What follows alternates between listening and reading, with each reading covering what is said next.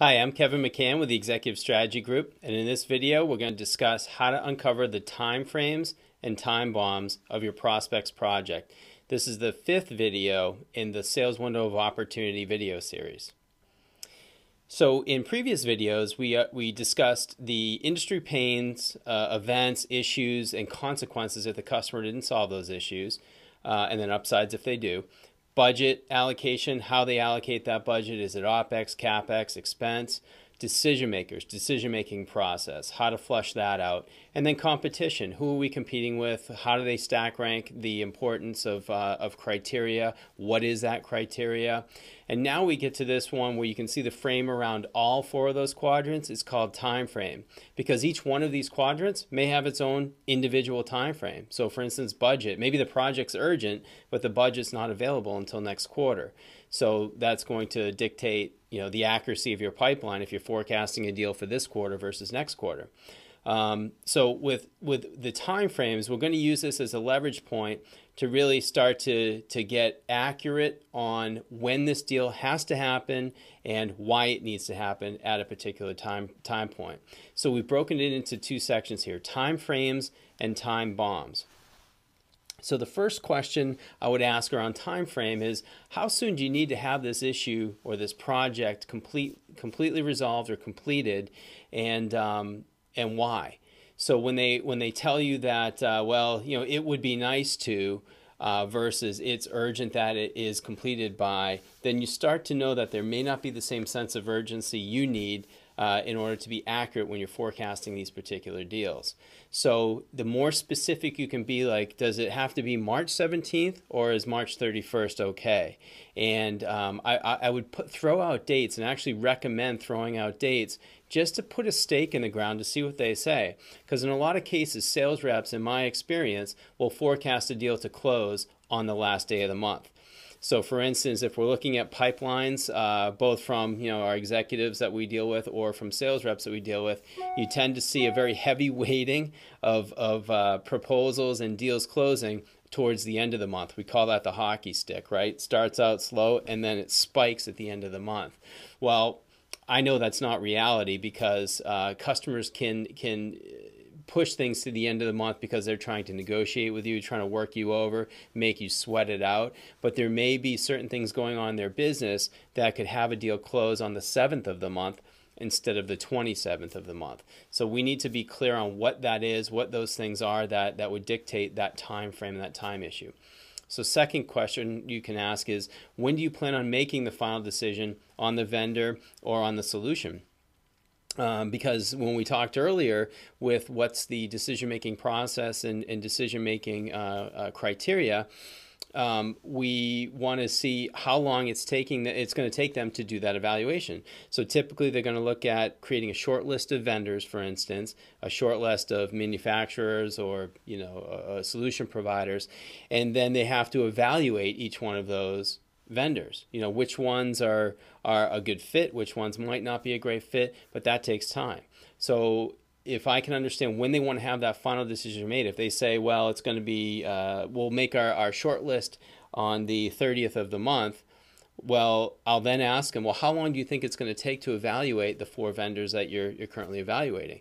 And once they start speaking through it, they may say, gee, you know what? That's not enough time. Maybe we should only do 3 vendors, or maybe we need to push this to April. So I'll help them really pinpoint their process as well, to make sure that whatever I'm going to roll up to management is accurate. So those are things you want to think about. Next question is, based on the budget process, money allocation, delivery time of our product service, would it be possible to get the paperwork completed to set us up as a vendor this week, so that when you're ready to place an order, all the legwork, all the paperwork is completed? So this I like to use and coach our clients to use as a trial close. So if they've already more or less mentally made the decision that, you know what, we're going to go with you, it's just a matter of when and how. And if you haven't done business with them in the past, then let's throw it out there. Say, what is the process to get the paperwork established, W-9 signed, vendor sheets, maybe it's non-disclosure agreements, due diligence, whatever paperwork they require in order to have you become a vendor. Let's get that process rolling this week. could we get that started? And if they say no, hold on, slow down there, cowboy, then you know that you still have some objections to overcome. So these time frame questions can also be utilized to flesh out, are we where I think we are in the sales process and sales cycle? And again, these questions are relevant for sales reps talking to customers and for sales management, sales leadership talking to your sales reps. Because if you're asking these questions to your sales team and they don't know the answers, these are great questions for them to go out and find the answers to in the next day, couple days, week or so. So now we come to time bombs. So we want to talk about the difference between time frames and time bombs. So time bombs is what's going to happen badly if a decision isn't made or this deadline is missed, right? So first thing I would ask is if they've shared with me a deadline or what I'll consider to be a time bomb here, I'm going to ask them, how was that established? So how was Friday, the 13th of January established as a deadline for this project? Well, it was made by the board of directors. It was made by the CEO. It's an arbitrary date. We just thought that date would be ideal.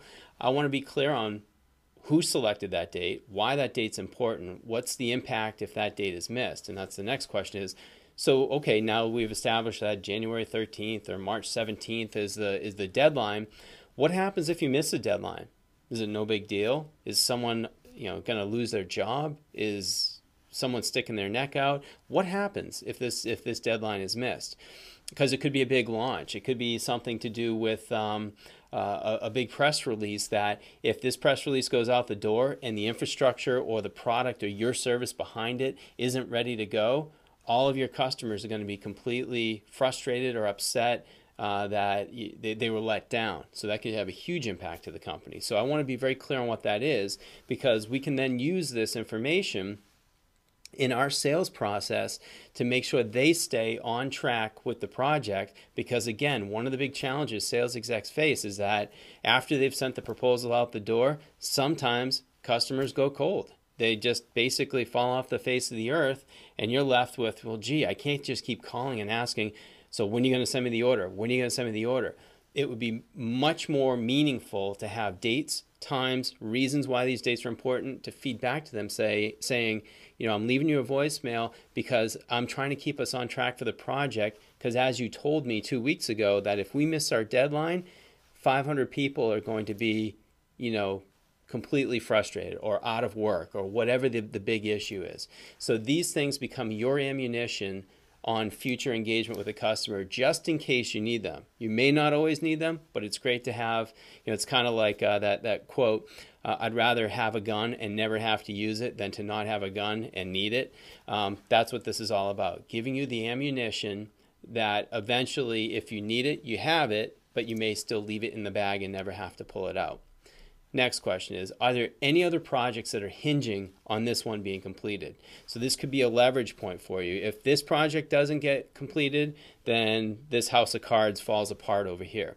So we want to make sure we understand what's the relation of this project and other things happening, maybe making the CEO look good, the VP look good. If this thing doesn't happen, then all these other things are going to be either delayed, maybe they'll be missed altogether, whatever that is. So understand how those things and those other time bombs can come into play to help you get your deal expedited.